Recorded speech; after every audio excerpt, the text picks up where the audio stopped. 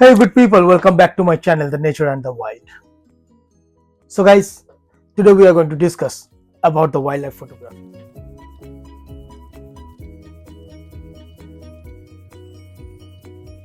Especially the wildlife photography always comes with some challenges like the fast moving subjects, the lighting conditions. Today we are going to discuss about all of these conditions, what kind of camera settings we should use.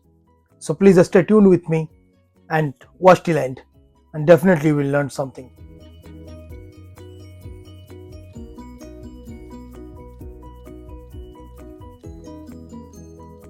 So guys, when we start the wildlife photography or the bird photography, we must understand the different challenges and how to overcome with them. We must understand our camera settings. And when we talk about the camera settings, the first thing is comes into our mind, the exposure triangle. Because wildlife is always come with these challenges, the lighting conditions, and the subjects, its speeds, how fast the subject is moving. So those kind of things comes under the exposure triangle. You also need to have a very nice picture which can capture all the details from the subject. So during this exposure triangle, let's talk about the first thing is the shutter speed. So the shutter speed applies how fast the subject is moving. If the subject is moving too fast and you want to freeze his motion, you must increase the shutter speed of your camera. Normally a bird, a mid-sized bird, if it's flying, 1250 shutter speed is more than enough. But if it's a small bird which flaps his wings too faster, then you must have a higher shutter speed, at least 2000 or more. And that will give you a nice opportunity to freeze the motion of the bird. Good shutter speed also makes sure that you have nice and clear picture. So that comes to me. The next option is the ISO. It depends all on the light. ISO decide how much light will get inside your camera. If you are in the mid of the day, which is very good light, sunlight, and you don't want to overexpose your image, so you can use somewhere around 200, 300, 400 of ISO. But if you're in the evening where sun is going down, the lighting conditions are not good, then you must bump up your ISO to the expected level where you can get a nice and clear image. The last point is the aperture. That mostly depends on your lens, what kind of lens you're using. The lower the number, the more light your camera will get, the more depth of field you are going to get. So normally f1.8, 2.8, f4 lenses are pretty good and give you nice and good clear images. But if you have lens at f11, what are you gonna do? Because f11 is a higher aperture number and that's allow very less light in your camera. Then you must play with your shutter speed and the ISO to compensate the other categories. So go out, practice with these three objects, and then once you master them, you can always get nice and sharp and clear images. So that brings me to the next point. It's not only the exposure triangle, we must also think about the camera setup. If your camera is not set up properly, you will never going to get a nice image. So the first thing first, when you have your camera packed up and you first turn it on, you must go and set up the image quality. So normally as a beginner, I also did it. We put it on the JPEG. That's a ready to cook food, so ready image from your camera. But I insist from the beginning, try to shoot in RAW. Set up your camera image quality on RAW. And when you put it on the RAW, you have more room to play with the parameters like highlights, like the contrast, more white balance, the color, the shadows. You can pretty much play with each and every pointers and make sure you post-process the image with a nice and clear stuff. Next thing, once you're set up with the image, what kind of image you're going to get out of the camera, you must set up your autofocus system. Most of the camera today, they have manual and autofocus. So you must set up your camera on the autofocus. The next point, you must select what kind of autofocus area you need to cover.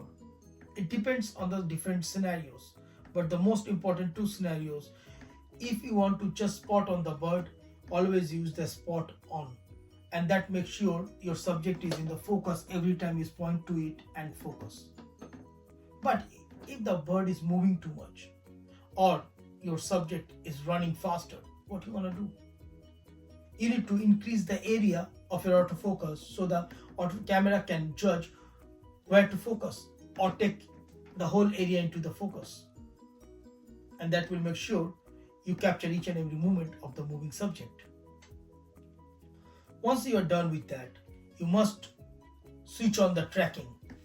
So subject tracking is a very important option. Most of the DSLR and the new cameras, R system cameras from Canon or Nikon, they have it. It allows to track the subjects while it's moving or is sitting. And that's allowed to turn on the eye tracking. So once you point on the subject and you start tracking its eyes, if the subject moves, keep tracking that subject. On the Canon camera, especially the R systems, you have a couple of cases that you can configure to make sure that your autofocus system can work perfectly. So normally on the case Canon R7 I use, and I put my camera on case 2, which says continue to track subject and ignore possible obstacles. So that means my camera will always try to focus on the subject once it's locked. Doesn't matter what comes in front of it. So I set up my tracking sensitivity and my sudden movements tracking as much as possible. Once you're set with these things, pretty much, then we have the last option, which is very important. Set your camera's back button. On every camera you have a back button here, which you can assign the autofocus. Why that is important?